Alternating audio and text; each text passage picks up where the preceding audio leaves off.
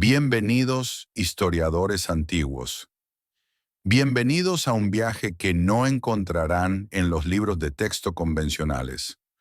Un recorrido por los márgenes de la historia, por esos rincones incómodos donde la ciencia oficial guarda silencio y las preguntas se multiplican como ecos en una caverna sin fondo.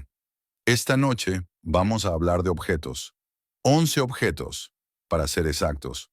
11 anomalías encontradas en los lugares más inesperados del planeta, enterradas en carbón de 60 millones de años, incrustadas en roca de 400 millones, sepultadas junto a huesos de criaturas que desaparecieron cuando nuestros ancestros aún no caminaban erguidos. 11 piezas de un rompecabezas que nadie ha logrado armar. Y si todo lo que nos han contado sobre el pasado fuera solo una parte de la historia, ¿y si existieron civilizaciones antes de las civilizaciones? Tecnologías antes de la tecnología, conocimientos que se perdieron en algún cataclismo olvidado y que solo ahora, fragmento a fragmento, comienzan a resurgir de las profundidades de la Tierra. No tengo respuestas definitivas, nadie las tiene, pero tengo preguntas. Y a veces las preguntas correctas son más valiosas que las respuestas equivocadas. Antes de continuar, si este tipo de contenido resuena contigo, si disfrutas explorar los misterios que la historia convencional prefiere ignorar, te invito a dejar un me gusta y a suscribirte al canal. Pero solo si realmente lo disfrutas, solo si sientes esa misma curiosidad que me impulsa a mí a investigar estos enigmas. Y si tienes alguna teoría propia, algún dato que quieras compartir, déjalo en los comentarios. Este es un viaje que hacemos juntos. Ahora, atenúa las luces. Ponte cómodo. Deja que el ruido del mundo exterior se desvanezca por un momento, porque lo que estás a punto de escuchar podría cambiar la forma en que miras el suelo bajo tus pies, la roca que pisas, el metal que sostienes, el tiempo mismo. ¿Alguna vez te has preguntado qué había aquí antes de nosotros? No hace miles de años, hace millones. ¿Quién caminaba por estos paisajes cuando los dinosaurios aún dominaban la Tierra? ¿Qué manos fabricaron herramientas que hoy encontramos fosilizadas en piedra? ¿Qué ojos miraron las estrellas y cartografiaron montañas que todavía no tenían nombre? Y si el progreso no es una línea recta hacia adelante, sino un ciclo, un eterno retorno de civilizaciones que nacen, florecen, caen y son olvidadas, solo para que otras nuevas comiencen desde cero, ignorantes de quienes las precedieron? El filósofo griego Platón escribió sobre la Atlántida, un imperio avanzado destruido en un solo día y una noche de cataclismo. Los textos védicos de la India describen vimanas, máquinas voladoras que surcaban los cielos hace milenios. El libro de Enoc habla de los vigilantes, seres que descendieron del cielo y enseñaron a la humanidad artes prohibidas, metalurgia, astronomía, escritura, mitos, alegorías o ecos distorsionados de una realidad que hemos olvidado. Felicidades. Acabas de despertar en el año 1974, en una zona rural de Florida, Estados Unidos. El aire huele a ceniza y pino quemado. Un incendio forestal acaba de arrasar hectáreas de vegetación.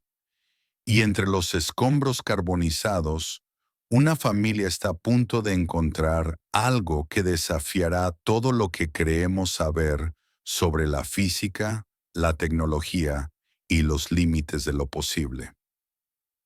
Bienvenido al misterio. El 26 de marzo de 1974, la familia Betts recorría su propiedad en Fort George Island, Florida, evaluando los daños causados por un incendio forestal reciente. Terry Betts, Un estudiante de medicina de 21 años fue el primero en verla, una esfera metálica perfecta de aproximadamente 20 centímetros de diámetro, descansando entre la maleza chamuscada como si alguien la hubiera dejado allí deliberadamente. Tú la levantas.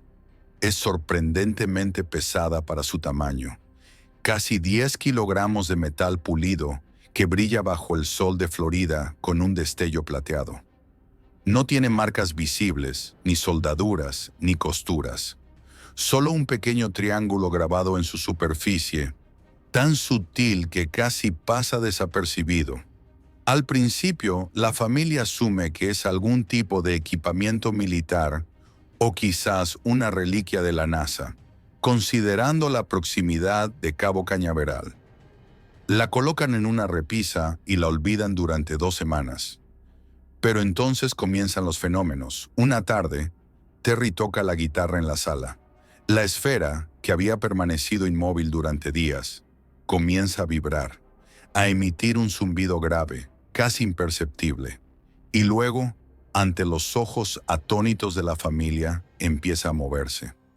Rueda por el suelo, se detiene, cambia de dirección como si tuviera voluntad propia. Cuando la colocan sobre una mesa de cristal, rueda hacia el borde, se detiene justo antes de caer y regresa al centro. ¿Cómo es posible que una esfera de metal reaccione al sonido? ¿Qué mecanismo interno podría explicar movimientos tan precisos, tan aparentemente intencionales? La noticia llega a los medios. Periodistas, científicos y curiosos invaden la tranquila vida de los Betts. La Marina de los Estados Unidos solicita examinar el objeto. Radiografías revelan que la esfera contiene 3 esferas más pequeñas en su interior, dispuestas en una configuración triangular.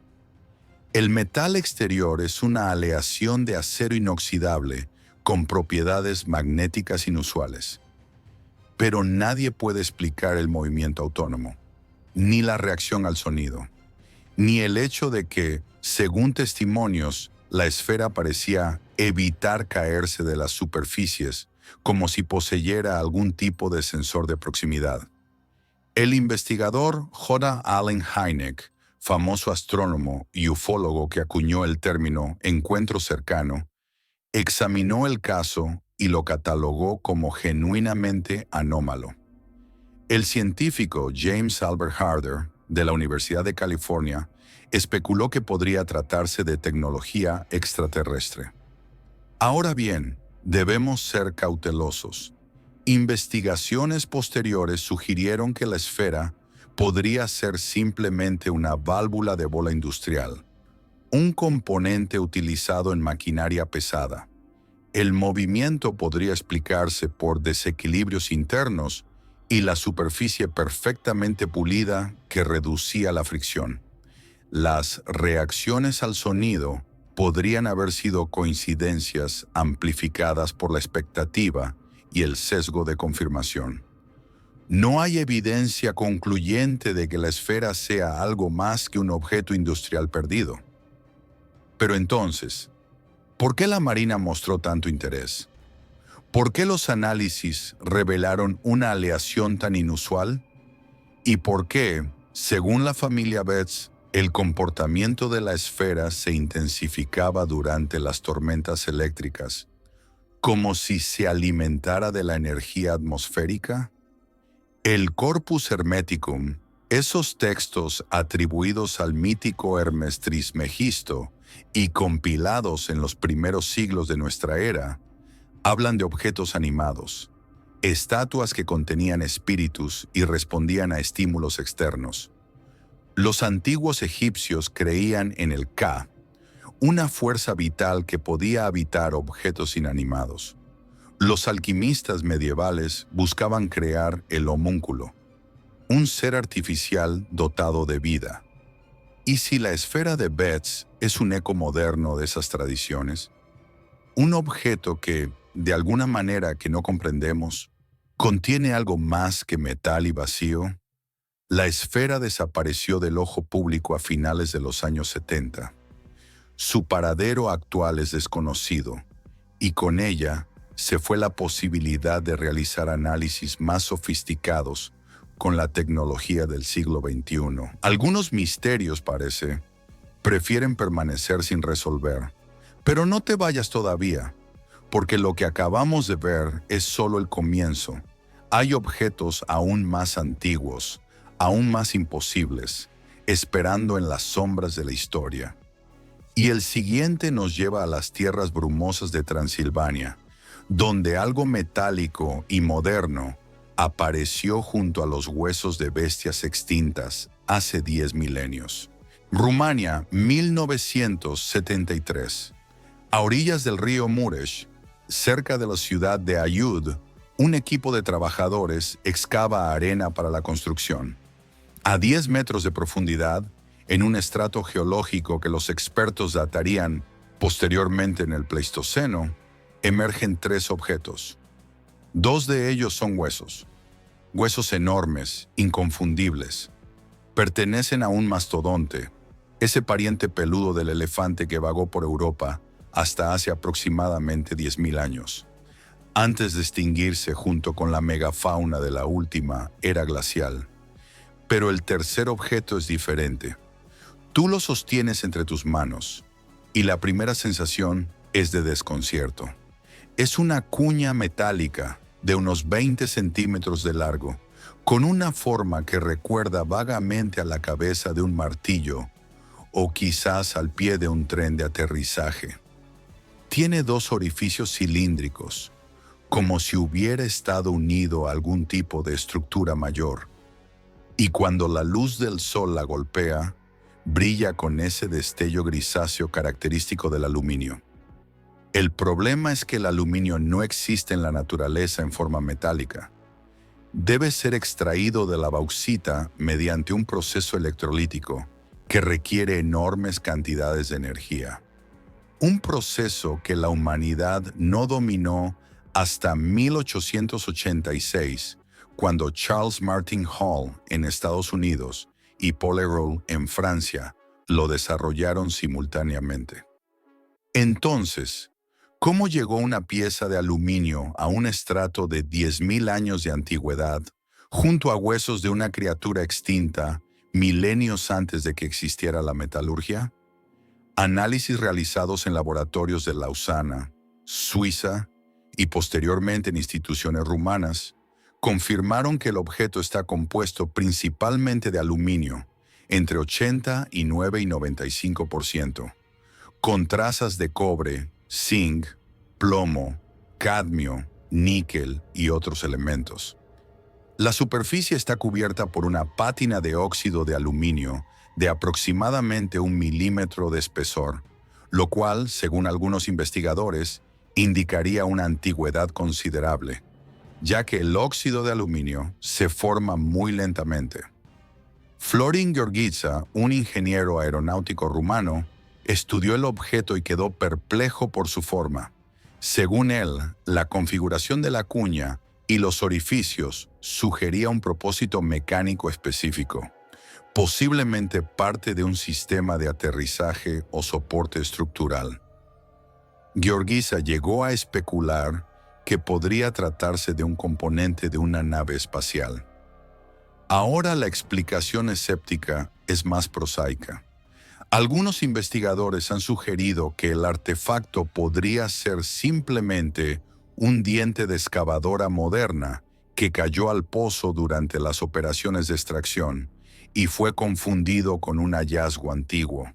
La asociación con los huesos de mastodonte podría ser coincidental, resultado de la mezcla de estratos durante la excavación.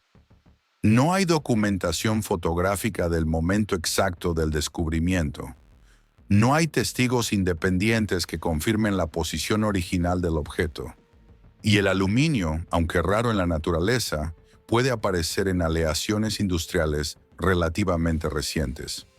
Pero entonces, ¿por qué la pátina de óxido tan gruesa? ¿Por qué la composición química no coincide exactamente con ninguna aleación industrial conocida? ¿Y por qué el gobierno rumano, durante décadas, mantuvo el objeto bajo estricto secreto, clasificándolo como material sensible. El libro de Xian, ese texto esotérico que Elena Blavatsky afirmó haber descubierto en un monasterio tibetano y que sirvió de base para su doctrina secreta, habla de razas anteriores a la humanidad que dominaban tecnologías hoy perdidas. Los Vedas hindúes describen los astras, armas divinas de poder devastador que los dioses prestaban a los héroes. El Mahabharata narra batallas aéreas entre vimanas, con descripciones que algunos interpretan como combates entre naves espaciales. ¿Y si el artefacto de Ayud es un fragmento de esa tecnología perdida? Un resto de una civilización que floreció y cayó antes de que nuestros ancestros bajaran de los árboles. En China existen leyendas sobre los hijos del cielo, seres que descendieron en dragones de fuego y enseñaron a los primeros emperadores. En Mesoamérica, Quetzalcóatl llegó del este en una balsa de serpientes y prometió regresar. En África, los Dogon de Malí conocían la existencia de Sirio B, una estrella enana blanca invisible a simple vista, siglos antes de que los telescopios modernos la descubrieran.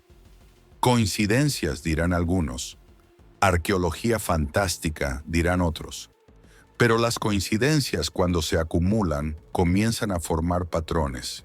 Y los patrones exigen explicaciones. El artefacto de Ayud permanece hoy en el Museo de Historia de Cluj-Napoca, Rumania. Puedes verlo si visitas la ciudad. Un pequeño trozo de metal gris, encerrado en una vitrina, con una etiqueta que dice simplemente origen desconocido, origen desconocido. 3 palabras que resumen todo lo que no sabemos sobre nuestro pasado.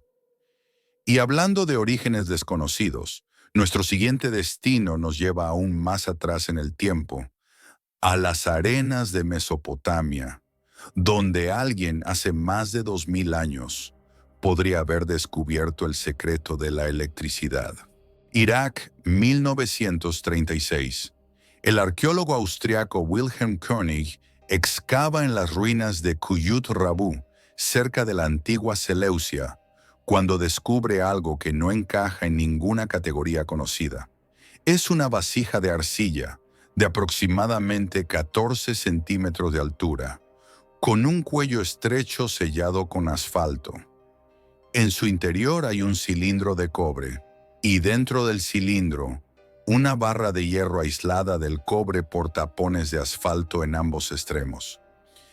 La configuración es inconfundible para cualquiera con conocimientos básicos de electroquímica. Es una celda galvánica, una batería.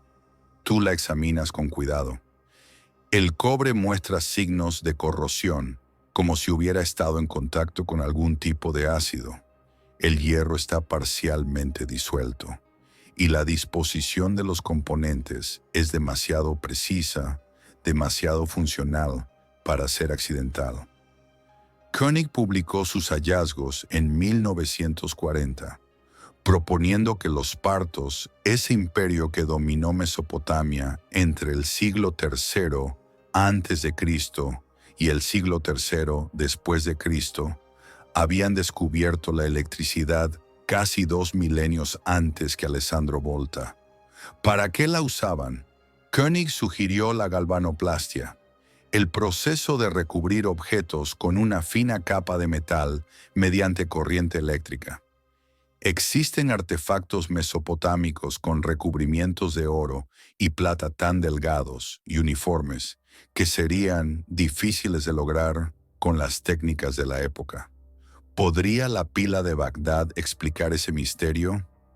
Experimentos modernos han demostrado que réplicas de la pila, cuando se llenan con vinagre, jugo de uva o cualquier electrolito ácido, pueden generar entre medio voltio y 2 voltios de electricidad. No es mucho, pero es suficiente para producir una pequeña corriente. Suficiente quizás para depositar una capa microscópica de oro sobre una estatuilla de plata. Pero la comunidad arqueológica mainstream rechaza esta interpretación. Señalan que no se han encontrado cables, ni electrodos adicionales, ni ningún otro componente que sugiera un circuito eléctrico. La vasija podría haber sido simplemente un contenedor para pergaminos sagrados, con el cilindro de cobre sirviendo como protección contra la humedad. El asfalto era un sellador común en la región. No hay evidencia concluyente de que los partos conocieran la electricidad. Y sin embargo, el Dendera, ese templo egipcio dedicado a la diosa Hathor, contiene relieves que algunos investigadores alternativos interpretan como representaciones de bombillas eléctricas. Figuras humanas sosteniendo lo que parecen tubos de vidrio con filamentos en su interior, conectados a cables que se extienden hacia cajas rectangulares. Los egiptólogos convencionales los identifican como flores de loto y serpientes, símbolos religiosos sin significado tecnológico. ¿Quién tiene razón? Plinio el Viejo, en su Historia Natural, escrita en el siglo I, menciona que los templos de ciertos dioses contenían fuego perpetuo que nunca se extinguía, lámparas que ardían durante siglos sin necesidad de combustible. ¿Mito? ¿Exageración? ¿O una referencia velada a algún tipo de iluminación eléctrica que hemos olvidado? En la India, el Agastya Samhita, un texto atribuido al sabio Agastya y que algunos datan en el primer milenio antes de Cristo, contiene instrucciones que, según ciertos investigadores, describen la construcción de una batería. Coloca una placa de cobre bien limpia en una vasija de barro, cúbrela primero con sulfato de cobre, luego con aserrín húmedo. Después pon una capa de mercurio amalgamado con zinc encima del aserrín para evitar la polarización. El contacto producirá una energía conocida por el nombre de Mitra Varuna. Mitra Varuna, los dioses védicos del día y la noche. ¿Una metáfora poética o una descripción técnica disfrazada de lenguaje religioso para proteger un conocimiento secreto? No lo sabemos. Quizás nunca lo sabremos. Lo que sí sabemos es que la pila de Bagdad existe, que su configuración es funcionalmente idéntica a una celda galvánica, y que, si los partos descubrieron la electricidad hace 2000 años, ese conocimiento se perdió por completo, sin dejar rastro en ningún texto, ninguna tradición, ninguna memoria. ¿Cómo se pierde un descubrimiento tan fundamental? ¿Qué catástrofe borra no solo la tecnología, sino incluso el recuerdo de que alguna vez existió? Esas preguntas nos acompañarán mientras viajamos a nuestro siguiente destino. Las minas de carbón de Austria, donde un cubo metálico apareció incrustado en roca de 60 millones de años. Austria, 1885. La fundición de Isidor Braun en Schondorf procesa carbón lignito extraído de las minas de Wolfsegg. Un obrero llamado Reidel rompe un bloque de carbón y, en su interior, descubre algo que no debería estar allí. Tú lo sostienes. Es un objeto metálico de aproximadamente 67 milímetros de largo por 62 de ancho, con un peso de 785 gramos. Su forma es vagamente cúbica, pero con dos lados opuestos redondeados y una ranura profunda que lo rodea por el centro, como si hubiera estado sujeto a algo. La superficie está cubierta de pequeñas cavidades, como si hubiera sido fundido o moldeado. El carbón lignito de Wolfsegg se formó durante el período terciario, hace entre 15 y 60 millones de años. Eso significa que, si el cubo estaba genuinamente incrustado en el carbón y no fue introducido posteriormente, alguien lo fabricó cuando los dinosaurios acababan de extinguirse y los mamíferos apenas comenzaban a diversificarse. El objeto fue examinado por el Museo de Historia Natural de Viena y por la Sociedad de Física de la misma ciudad. El análisis determinó que estaba compuesto principalmente de hierro con trazas de carbono y níquel, una composición consistente con hierro fundido. No se encontraron rastros de cobalto, cromo o níquel en las proporciones típicas de los meteoritos, lo que descartaba un origen extraterrestre natural. El doctor Adolf Gerlt, profesor de geología en la Universidad de Bonn, estudió el objeto y concluyó que era definitivamente artificial. La ranura circundante, argumentó, no podía haberse formado por procesos naturales. Alguien, en algún momento, había fabricado ese cubo con un propósito específico. ¿Pero quién? ¿Y cuándo? La explicación escéptica sugiere que el cubo podría ser un lastre de una máquina minera que cayó accidentalmente en el carbón y fue confundido con un hallazgo antiguo. O quizás una pirita de hierro, un mineral que puede cristalizar en formas cúbicas, aunque la ranura central sigue siendo difícil de explicar. En 1966, el Dr. Hubert Madlianer del Museo de Historia Natural de Viena reexaminó el objeto y concluyó que era probablemente pirita de hierro fosilizada. Pero otros investigadores han cuestionado este veredicto, señalando que la pirita no tiene la composición química del cubo de Wolfsek. El objeto original se perdió durante la Segunda Guerra Mundial. Solo quedan moldes de yeso y descripciones escritas. Y con la pérdida del artefacto se fue también la posibilidad de realizar análisis modernos con técnicas que no existían en el siglo XIX. El Popol Vuh, el libro sagrado de los mayas quichés, habla de eras anteriores a la nuestra, de humanidades que fueron creadas y destruidas por los dioses antes de que nosotros apareciéramos. Los Hopi de Arizona creen en 4 mundos sucesivos, cada uno terminado por un cataclismo diferente. Los hindúes hablan de los yugas, ciclos cósmicos de millones de años durante los cuales la humanidad asciende y desciende en un eterno retorno. ¿Y si esos mitos no son fantasías, sino memorias? Fragmentos distorsionados de una historia real que se extiende mucho más allá de lo que nuestros libros de texto admiten? El cubo de Wolfsek podría ser una pieza de esa historia, o podría ser un simple trozo de pirita mal identificado. La verdad, como el propio cubo, se ha perdido en las brumas del tiempo.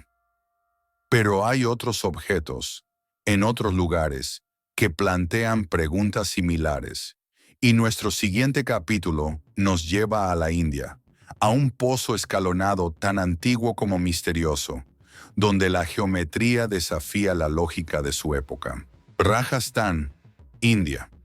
El sol del desierto cae implacable sobre la tierra rojiza, pero tú desciendes, escalón tras escalón, adentrándote en la frescura de las profundidades.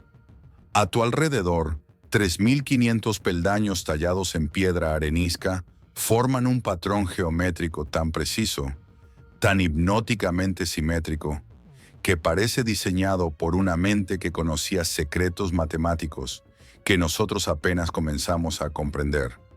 Estás en Chand Baori, uno de los pozos escalonados más grandes y antiguos del mundo, construido, según la tradición, por el rey Chand de la dinastía Nikumba, en algún momento entre los siglos VIII y IX de nuestra era.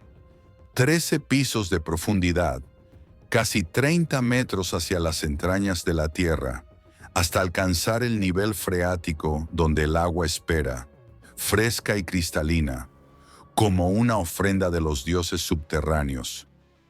Pero no es la profundidad lo que desconcierta a los investigadores, es la precisión. Los escalones están dispuestos en un patrón de zigzag perfecto, creando una ilusión óptica que hace que el pozo parezca infinito cuando lo miras desde arriba. Cada escalón tiene exactamente las mismas dimensiones que los demás. Cada ángulo es idéntico. La simetría es tan absoluta que los arquitectos modernos se preguntan cómo fue posible lograrla sin instrumentos de medición de precisión, sin láseres, sin computadoras. ¿Cómo calcularon los constructores las proporciones exactas para que el agua, al subir o bajar con las estaciones, siempre fuera accesible desde algún nivel del pozo? ¿Cómo diseñaron un sistema de ventilación natural que mantiene el interior varios grados más fresco que el exterior, incluso en el calor abrasador del verano indio? ¿Y cómo tallaron 3.500 escalones perfectos en roca sólida, sin una sola desviación visible, hace más de 1.200 años? El Arthashastra, ese tratado de política y administración atribuido a Kautilya y escrito alrededor del siglo IV a.C., contiene descripciones detalladas de técnicas de construcción, irrigación y planificación urbana. Los Shilpa Shastras, manuales de arquitectura y escultura que datan de la misma época, establecen proporciones matemáticas precisas para templos, estatuas y edificios públicos.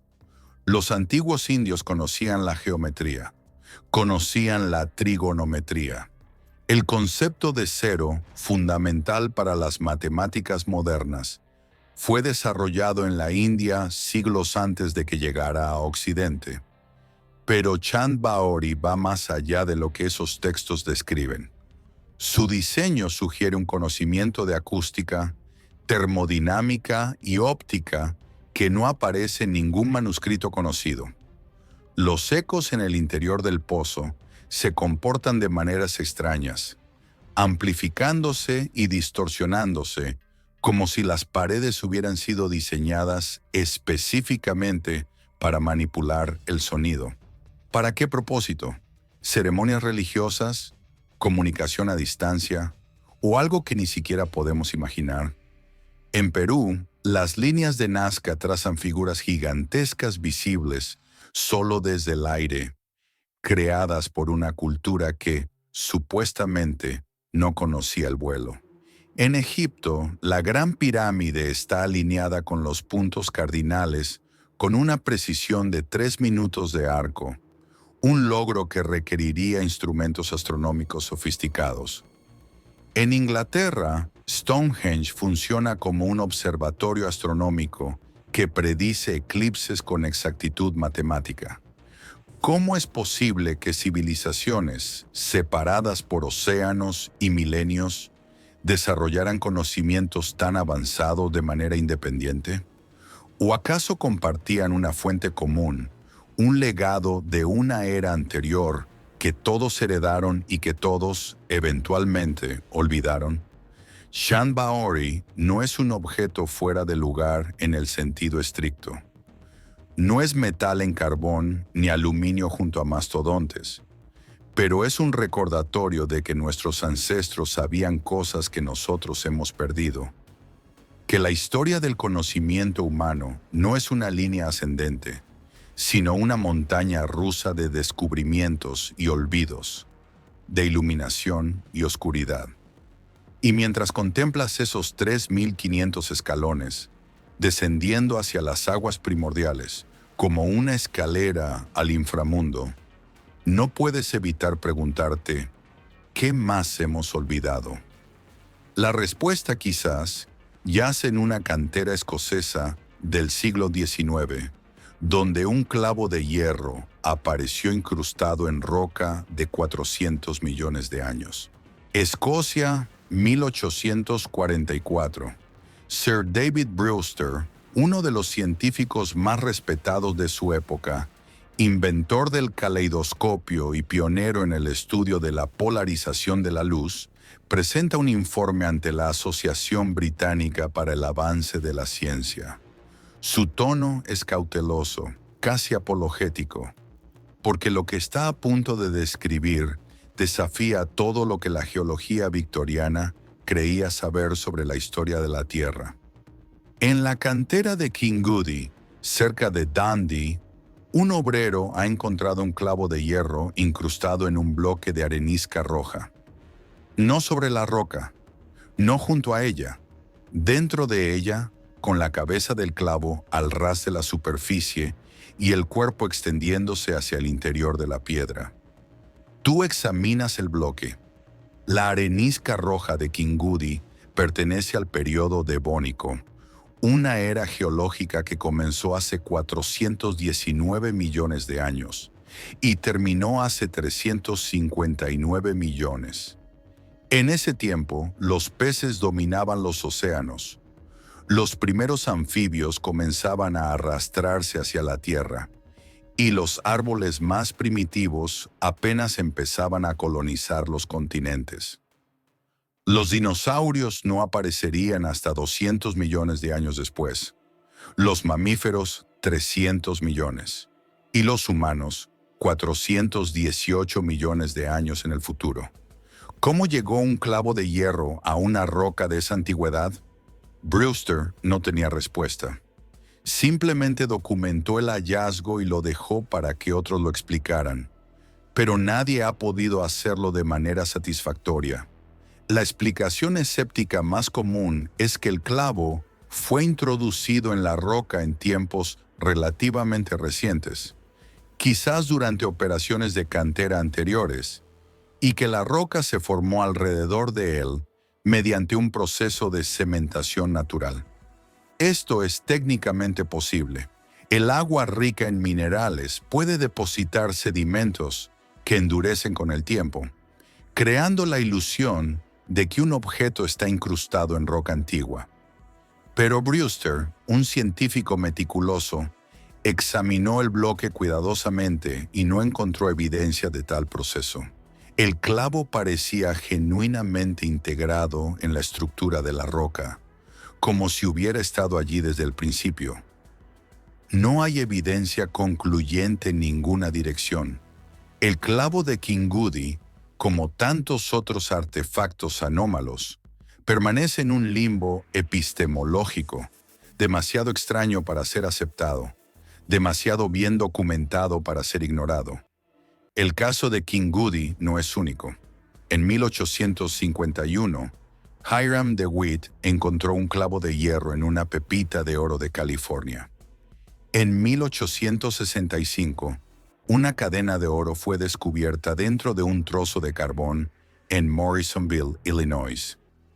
En 1891, una mujer llamada S.W. Culp rompió un pedazo de carbón y encontró en su interior una cadena de oro de 8 quilates, de aproximadamente 25 centímetros de largo, con eslabones perfectamente formados. El carbón de Morrisonville data del período carbonífero, hace entre 300 y 360 millones de años, una época en la que los bosques de helechos gigantes cubrían la tierra y los primeros reptiles apenas comenzaban a evolucionar. ¿Quién fabricó esa cadena? ¿Qué manos la forjaron, la pulieron, la perdieron en un pantano prehistórico que eventualmente se convertiría en carbón? El libro de los Jubileos, un texto apócrifo judío del siglo II a.C., habla de los vigilantes, ángeles caídos que descendieron a la tierra y enseñaron a la humanidad todos los pecados: metalurgia, cosmética, astrología, la fabricación de armas. El libro de Enoc expande esta narrativa, nombrando a los vigilantes y describiendo sus enseñanzas con detalle sorprendente. Mitos, alegorías morales sobre los peligros del conocimiento prohibido, o memorias distorsionadas de una transferencia tecnológica real, de seres que trajeron conocimientos avanzados a una humanidad primitiva. No lo sabemos. Quizás nunca lo sabremos. Pero los clavos en la roca, las cadenas en el carbón, los martillos en la arenisca, todos ellos susurran la misma pregunta incómoda: ¿y si no somos los primeros? Y esa pregunta se vuelve aún más perturbadora cuando viajamos a los montes Urales de Rusia, donde miles de diminutos objetos en espiral aparecieron en estratos de hasta 300.000 años de antigüedad. Rusia, 1991. El mundo que conocías está cambiando. La Unión Soviética se desmorona, las fronteras se redibujean, y en medio del caos político, equipos de prospección geológica continúan su trabajo silencioso en los remotos montes Urales, buscando oro y otros metales preciosos en los lechos de los ríos Narada, Kochim y Balbaño. Lo que encuentran es infinitamente más extraño que el oro. Tú sostienes una lupa sobre la palma de tu mano. En ella, apenas visible a simple vista, hay un diminuto objeto en forma de espiral. Mide apenas varias micras de diámetro, menos que el grosor de un cabello humano, y está fabricado en tungsteno. El tungsteno, también conocido como wolframio, es uno de los metales más difíciles de trabajar que existen. Tiene el punto de fusión más alto de todos los elementos metálicos, 3.422 grados Celsius. Para fabricar objetos de tungsteno se requiere tecnología industrial avanzada, hornos especializados, herramientas de precisión. Y sin embargo, aquí está. Una espiral de tungsteno, perfectamente formada, encontrada en sedimentos de entre 20.000 y 300.000 años de antigüedad. No es un objeto aislado. Los equipos de prospección encontraron miles de estas microespirales en múltiples ubicaciones a lo largo de los Urales. Algunas están hechas de tungsteno, otras de molibdeno, otro metal de alto punto de fusión utilizado en aplicaciones aeroespaciales modernas. Sus tamaños varían desde unos pocos milímetros hasta apenas 3 micras, el límite de lo visible con microscopios ópticos convencionales. La Academia de Ciencias de Rusia analizó los objetos. El Instituto de Investigación Científica de Geología de Moscú confirmó su autenticidad.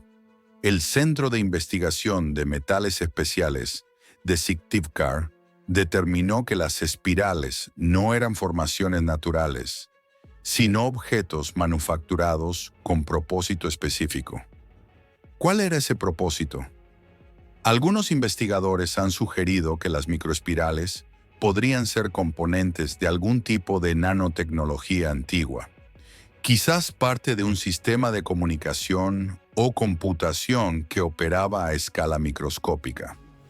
Otros proponen que podrían ser restos de una tecnología extraterrestre, fragmentos de sondas o naves que visitaron la Tierra en el pasado remoto. La explicación escéptica señala que los Urales fueron una zona de intensa actividad industrial durante la era soviética, con fábricas de misiles y plantas de procesamiento de metales raros. Las microespirales podrían ser simplemente desechos industriales modernos que se filtraron a través del suelo y contaminaron los estratos más profundos. Pero esta explicación tiene problemas. Las espirales fueron encontradas a profundidades de entre 3 y 12 metros, en sedimentos que los geólogos datan consistentemente en decenas o cientos de miles de años. La contaminación industrial moderna típicamente afecta solo las capas superficiales del suelo. ¿Cómo llegaron estos objetos tan profundo? Además, la composición de las espirales no coincide exactamente con ningún producto industrial soviético conocido. Las proporciones de tungsteno y molibdeno son inusuales. La forma de las espirales es demasiado regular, demasiado precisa para ser simple chatarra. El Vishnu Purana, uno de los textos sagrados más antiguos del hinduismo, describe los ciclos de creación y destrucción del universo en términos que recuerdan sorprendentemente a la cosmología moderna. Habla de días de Brahma de miles de millones de años, de universos que nacen, se expanden y colapsan en un eterno retorno. ¿Conocían los antiguos sabios indios secretos sobre la naturaleza del tiempo y el espacio que nosotros, apenas comenzamos a redescubrir? Los Dogon de Malí, esa tribu africana que conocía la existencia de Sirio B antes de que los telescopios pudieran verla, también hablaban de los Nomo, seres anfibios que descendieron del cielo en arcas y les enseñaron astronomía, agricultura y metalurgia. ¿Otra coincidencia? ¿Otro mito sin fundamento? ¿O otro fragmento del mismo rompecabezas? Las microespirales de los Urales permanecen sin explicación definitiva. Algunos las consideran la evidencia más convincente de tecnología prehistórica avanzada. Otros las descartan como contaminación industrial mal interpretada. La verdad, como siempre, yace en algún lugar entre los extremos. Y mientras buscamos esa verdad, nuestro viaje nos lleva a Bashkortostán, donde una losa de piedra parece contener un mapa de la región con precisión satelital, grabado hace 120 millones de años. Rusia, 1999. El profesor Alexander Chubirov, de la Universidad Estatal de Bashkir, investiga antiguas migraciones chinas hacia Siberia cuando descubre referencias en archivos del siglo XVIII a una serie de piedras blancas, con inscripciones misteriosas, supuestamente ubicadas cerca de la aldea de Chandar, en la República de Bashkortostán. Intrigado, Chubirov organiza una expedición, y lo que encuentra supera todas sus expectativas. Tú estás frente a ella. Una losa de piedra de aproximadamente 1,5 metros de alto por 1 metro de ancho, con un peso de más de 1 tonelada. Su superficie está cubierta por un relieve tridimensional que a primera vista parece un patrón abstracto de líneas y curvas.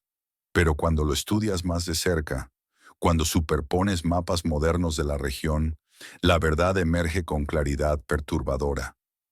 Es un mapa topográfico de los montes Urales meridionales, con ríos, valles, montañas y lo que parecen ser estructuras artificiales, presas, canales, quizás incluso ciudades. La escala es de aproximadamente 1 a 1.100.000. La precisión es comparable a la de mapas satelitales modernos. Análisis geológico determinaron que la losa está compuesta por 3 capas. Una base de dolomita, una capa intermedia de vidrio de diópsido y una superficie de porcelana de calcio. Esta combinación de materiales es extremadamente inusual y requeriría tecnología avanzada para su fabricación. Pero lo más perturbador es la datación. Basándose en la composición de la piedra y en ciertos fósiles de conchas marinas incrustados en su superficie, algunos investigadores han sugerido que la losa podría tener 120 millones de años, del período Cretácico, cuando los dinosaurios aún dominaban la Tierra. Chubirov y su equipo propusieron que el mapa podría haber sido creado por una civilización avanzada que existió mucho antes de la humanidad, o quizás por visitantes extraterrestres que cartografiaron la Tierra en el pasado remoto. Señalaron que la perspectiva del mapa sugiere que fue creado desde una altura considerable, posiblemente desde el aire o incluso desde el espacio. La comunidad científica mainstream ha recibido estas afirmaciones con profundo escepticismo. Geólogos han cuestionado la datación de la losa, sugiriendo que podría ser mucho más reciente de lo que Chubirov afirma. Arqueólogos han señalado la falta de contexto. Si existió una civilización capaz de crear mapas satelitales hace millones de años, ¿dónde están sus ciudades, sus herramientas, sus restos? No hay evidencia concluyente de que el mapa de Dashka, como también se conoce a la losa, sea genuinamente antiguo o que represente tecnología avanzada. Y sin embargo, la piedra existe, el relieve existe, y su parecido con la topografía real de la región es innegable. El Piri Reis, ese famoso mapa otomano de 1513 que muestra la costa de Antártida sin hielo, ha desconcertado a los historiadores durante décadas. ¿Cómo pudo un cartógrafo turco conocer la forma de un continente que no sería descubierto hasta 300 años después y que ha estado cubierto de hielo durante millones de años? Piri Reis afirmó que basó su mapa en fuentes más antiguas, mapas de la época de Alejandro Magno, que a su vez se basaban en fuentes aún más antiguas. ¿Cuán antiguas? ¿De dónde provenía ese conocimiento?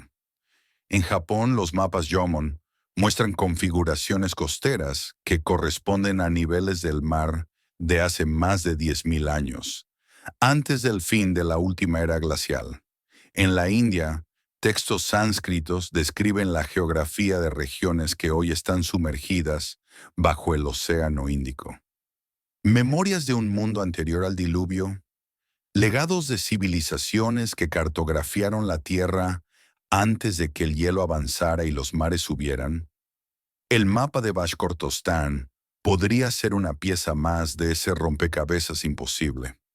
O podría ser una curiosidad geológica mal interpretada, un patrón natural que nuestros cerebros, hambrientos de significado, interpretan como artificial.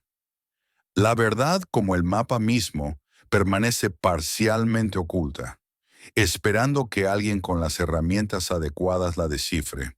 Pero mientras tanto, viajemos al otro lado del mundo, a Massachusetts del siglo XIX, donde una explosión reveló un objeto que no debería existir.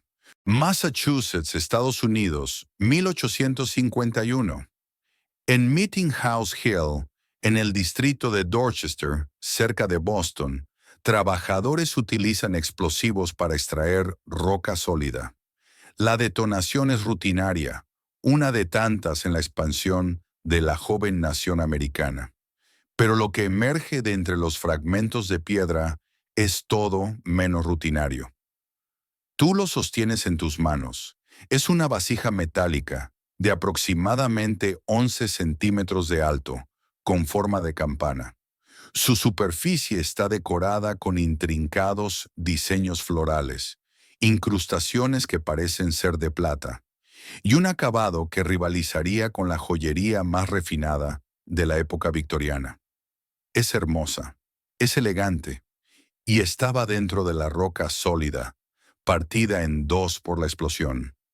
El Scientific American, en su edición del 5 de junio de 1851, publicó un artículo sobre el hallazgo. Describía la vasija como un vaso de metal de forma similar a una campana, y señalaba que en el lado había 6 figuras de una flor o ramo, bellamente incrustadas con plata pura, y alrededor de la parte inferior de la vasija una vid o corona, también incrustada con plata. El artículo concluía con una pregunta que resonaría durante más de un siglo. ¿Cómo llegó este objeto a quedar encerrado en la roca sólida, 15 pies por debajo de la superficie? La roca de Meeting House Hill es parte de la formación Roxbury Conglomerate, un pudding stone que se formó durante el periodo precámbrico, hace entre 576 y 600 millones de años. En esa época, la vida en la Tierra consistía principalmente en organismos unicelulares. Los primeros animales multicelulares apenas comenzaban a evolucionar. Los dinosaurios no aparecerían hasta 300 millones de años después. Y los humanos, 599 millones de años en el futuro. ¿Quién fabricó esa vasija? ¿Qué civilización, en un mundo de bacterias y algas, dominaba la metalurgia, la orfebrería, el arte decorativo? La explicación escéptica sugiere que la vasija no estaba genuinamente incrustada en la roca, sino que fue encontrada entre los escombros de la explosión y erróneamente asociada con la piedra. O quizás fue colocada allí deliberadamente como una broma o un fraude. El siglo XIX fue una época de grandes engaños arqueológicos, desde el hombre de Piltdown hasta los gigantes de Cardiff. Pero el testimonio del Scientific American, una publicación respetada incluso en esa época, sugiere que múltiples testigos observaron la vasija emerger de la roca partida.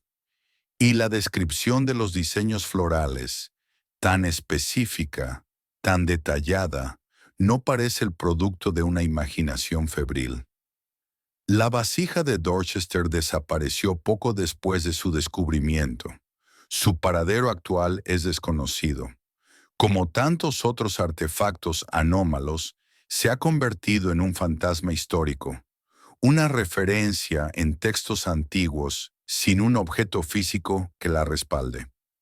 El Timeo de Platón, escrito en el siglo IV a.C., describe la Atlántida como una civilización de increíble sofisticación tecnológica y artística, destruida en un cataclismo hace más de 9000 años.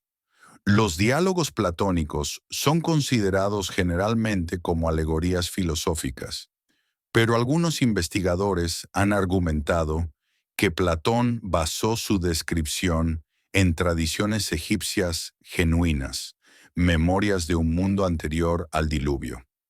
Los sumerios, esa primera civilización de la que tenemos registros escritos, aparecieron aparentemente de la nada alrededor del cuarto milenio antes de Cristo, con una cultura ya plenamente desarrollada: escritura, matemáticas, astronomía, arquitectura monumental.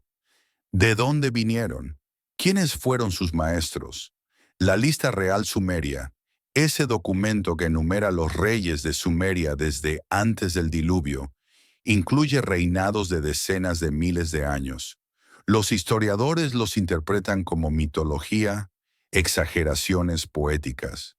Pero, ¿y si fueran memorias comprimidas de eras anteriores, de civilizaciones que existieron y cayeron antes de que la historia comenzara? La vasija de Dorchester podría ser un artefacto de esas eras perdidas, o podría ser un fraude victoriano bien ejecutado. Sin el objeto original, sin análisis modernos, nunca lo sabremos con certeza. Pero la pregunta permanece, susurrando desde las profundidades del tiempo: ¿qué había aquí antes de nosotros? Y esa pregunta nos lleva a Sudáfrica, donde esferas metálicas perfectas aparecen en rocas de casi 3.000 millones de años. Sudáfrica, minas de pirofilita cerca de Ottosdal, en la provincia del noroeste. Los mineros las encuentran regularmente, incrustadas en la roca que extraen. Las llaman las bolas de Dios y las coleccionan como curiosidades, amuletos, objetos de conversación. Tú sostienes una en tu mano. Es una esfera casi perfecta, de aproximadamente 2 a 10 centímetros de diámetro, con una superficie lisa y dura. Algunas son sólidas, de un material azulado con motas blancas. Otras son huecas, con un centro esponjoso. Y muchas tienen 3 surcos paralelos grabados alrededor de su ecuador, como si hubieran sido torneadas en un torno. La pirofilita de Ottosdal se formó hace aproximadamente 2.800 millones de años, durante el Eón arcaico. En esa época, la Tierra era un mundo alienígena. La atmósfera carecía de oxígeno, los océanos estaban teñidos de verde por el hierro disuelto, y la vida consistía únicamente en bacterias primitivas. Los primeros organismos multicelulares no aparecerían hasta 1.500 millones de años después. ¿Cómo es posible que esferas perfectas, con surcos regulares, aparezcan en rocas de esa antigüedad? Roelf Marx, curador del Museo de Klerksdorp, ha coleccionado y estudiado estos objetos durante décadas. Según Marx, las esferas son perfectamente equilibradas y parecen haber sido fabricadas con gran precisión. Algunas, afirma, son tan duras que no pueden ser rayadas ni siquiera con acero. Análisis mineralógicos han determinado que las esferas están compuestas principalmente de hematita, un mineral de hierro, o de wollastonita, un silicato de calcio. Ambos son manerite que pueden cristalizar en formas esféricas mediante procesos naturales conocidos como concreciones. Las concreciones se forman cuando minerales disueltos en agua subterránea precipitan alrededor de un núcleo, como un grano de arena o un fragmento de materia orgánica, creando capas concéntricas que eventualmente forman una esfera. Es un proceso bien documentado, observado en formaciones geológicas de todo el mundo. Pero, ¿qué hay de los surcos? Las concreciones naturales típicamente no tienen surcos paralelos grabados con tal regularidad. Algunos geólogos han sugerido que los surcos podrían ser el resultado de la erosión diferencial, donde capas de diferente dureza se desgastan a diferentes velocidades. Otros proponen que podrían ser fracturas naturales, que siguieron planos de debilidad en la estructura cristalina. No hay consenso científico sobre el origen de los surcos, y sin consenso, la puerta permanece abierta a interpretaciones alternativas. Michael Cremo y Richard Thompson, en su controvertido libro Arqueología Prohibida, publicado en 1993, citan las esferas de Klerksdorp como evidencia de inteligencia en la Tierra mucho antes de lo que la ciencia convencional admite. Argumentan que la perfección de las esferas y la regularidad de los surcos son incompatibles con procesos naturales y que deben haber sido fabricadas por seres inteligentes. ¿Quiénes eran esos seres? ¿Humanos de una civilización perdida? ¿Visitantes de otros mundos? ¿O algo completamente diferente? ¿Algo que nuestra imaginación no puede siquiera concebir? Los aborígenes australianos hablan del tiempo del sueño, una era mítica antes del tiempo, cuando seres ancestrales caminaban por la tierra y la moldeaban con sus acciones. Los Hopi de Arizona creen que la humanidad actual es la cuarta versión y que 3 humanidades anteriores fueron destruidas por cataclismos. Los mitos de creación de todo el mundo hablan de eras anteriores, de mundos que existieron y perecieron antes del nuestro. ¿Son las esferas de Klerksdorp artefactos de esas eras míticas? ¿Reliquias de civilizaciones que florecieron y cayeron miles de millones de años antes de que nuestros ancestros unicelulares comenzaran su lento camino hacia la complejidad? ¿O son simplemente concreciones minerales, formaciones naturales que nuestros cerebros, programados para encontrar patrones, interpretan como artificiales? La ciencia dice lo segundo, pero la ciencia también dijo, durante siglos, que la Tierra era el centro del universo, que los continentes eran inmóviles, que el átomo era indivisible. La ciencia evoluciona. Las certezas de hoy son los errores de mañana. Y quizás, solo quizás, las esferas de Klerksdorp guarden secretos que aún no estamos preparados para comprender. Pero antes de cerrar este viaje, hay un último objeto que debemos examinar. Un artefacto encontrado en California en 1961, que algunos llaman la evidencia más convincente de tecnología fuera de lugar, y otros descartan como el fraude más elaborado del siglo XX. California, 13 de febrero de 1961. 3 coleccionistas de geodas y minerales, Mike Meixel, Wallace Lane y Virginia Maxey, exploran las montañas Coso, cerca de Olancha, en el desierto de Mojave. Es una expedición rutinaria, una de tantas en su búsqueda de especímenes geológicos interesantes. Lo que encuentran ese día cambiará sus vidas. Tú sostienes la geoda. Es una piedra redondeada, de aproximadamente 15 centímetros de largo, cubierta por una costra de conchas fósiles y sedimentos endurecidos. Parece una geoda común, el tipo de formación que, al abrirse, revela cristales brillantes en su interior. Pero cuando Meixel corta la piedra con una sierra de diamante, no encuentra cristales, encuentra algo completamente diferente. En el centro de la roca hay un cilindro de porcelana o cerámica blanca, de aproximadamente 2 centímetros de diámetro. Dentro del cilindro, una barra de metal brillante, posiblemente cobre o bronce. Rodeando el cilindro, un hexágono de cobre o latón. Y en la base, restos de lo que parece ser un resorte metálico. La configuración es inconfundible para cualquiera familiarizado con motores de combustión interna. Es una bujía, o algo extraordinariamente similar a una bujía. Los descubridores llevaron el objeto a un geólogo, quien examinó la costra exterior y estimó que la formación tenía aproximadamente 500.000 años, basándose en el tipo de conchas fósiles y el grado de mineralización. 500.000 años, una época en la que el Homo erectus apenas comenzaba a dominar el fuego, una época en la que la rueda, el metal, la escritura, estaban a cientos de miles de años en el futuro. ¿Cómo llegó una bujía a una roca de esa antigüedad? El artefacto de Coso se convirtió rápidamente en una causa célebre entre los entusiastas de lo paranormal. Charles Berlitz, autor del famoso libro sobre el Triángulo de las Bermudas, lo incluyó en sus escritos sobre misterios inexplicables. Revistas de ovnis y fenómenos anómalos lo citaron como evidencia de visitantes extraterrestres o civilizaciones perdidas. Pero la historia tiene un giro.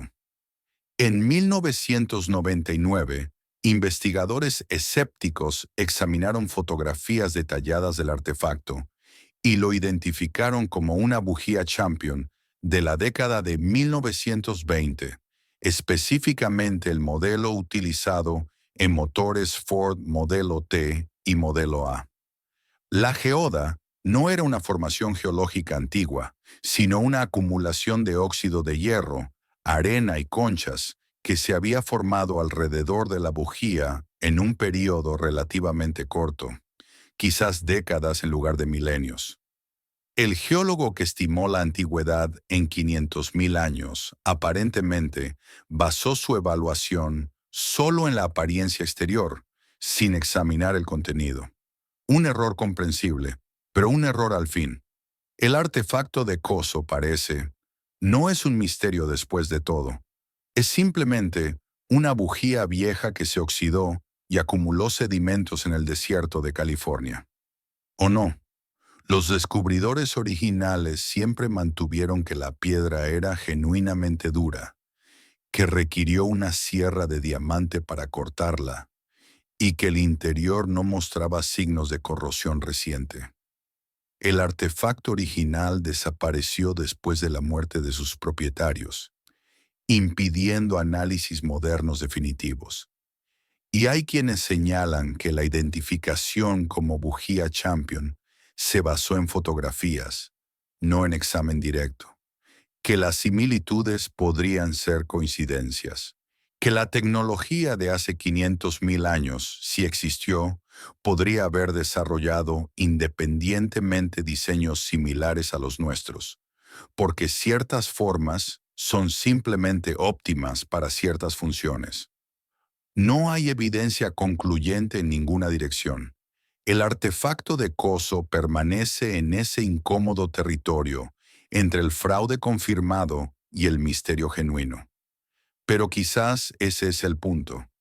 Quizás todos estos objetos, desde la esfera de Betz hasta las microespirales de los Urales, desde el cubo de Wolzek hasta las esferas de Klerksdorp, existen precisamente en ese territorio liminal, en ese espacio entre lo explicado y lo inexplicable, entre la certeza y la duda, porque es en ese espacio donde nacen las preguntas más importantes, las preguntas que nos impulsan a seguir buscando, a seguir excavando, a seguir mirando más allá de lo que creemos saber.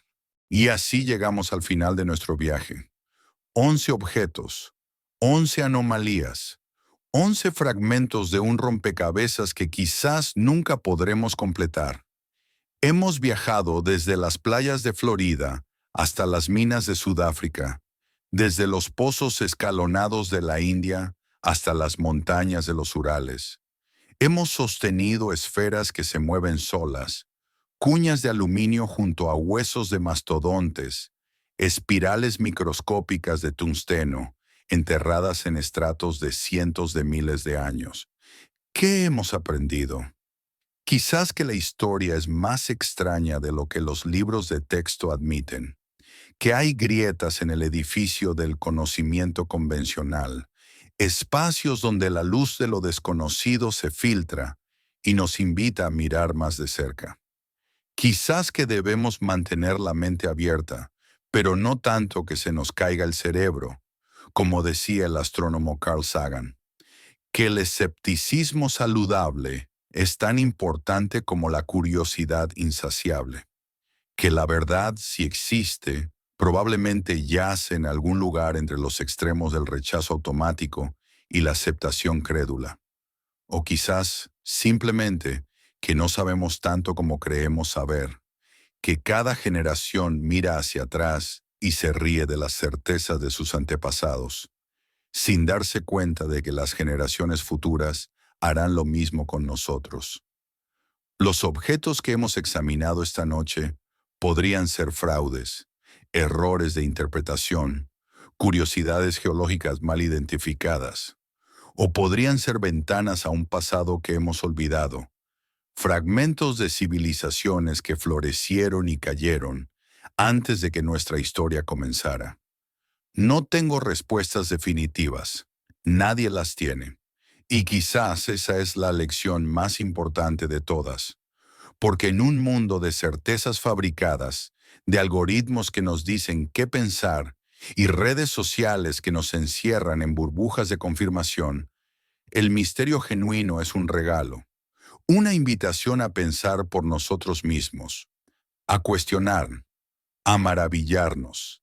Así que la próxima vez que camines por un campo, que recojas una piedra del suelo, que mires las estrellas en una noche despejada, recuerda, hay más cosas en el cielo y en la tierra de las que sueña nuestra filosofía. Y quizás, solo quizás, algunas de esas cosas están esperando a ser descubiertas. Por ti. Gracias por acompañarme en este viaje, historiadores antiguos. Gracias por tu curiosidad, tu apertura mental, tu disposición a explorar los márgenes de lo conocido. Si este video te ha hecho pensar, si te ha dejado con más preguntas que respuestas, entonces ha cumplido su propósito, porque las preguntas son el combustible del conocimiento. Y el conocimiento al final es lo único que realmente poseemos. Hasta la próxima. Que tus sueños estén llenos de misterios y que tus días estén llenos de búsqueda. Buenas noches.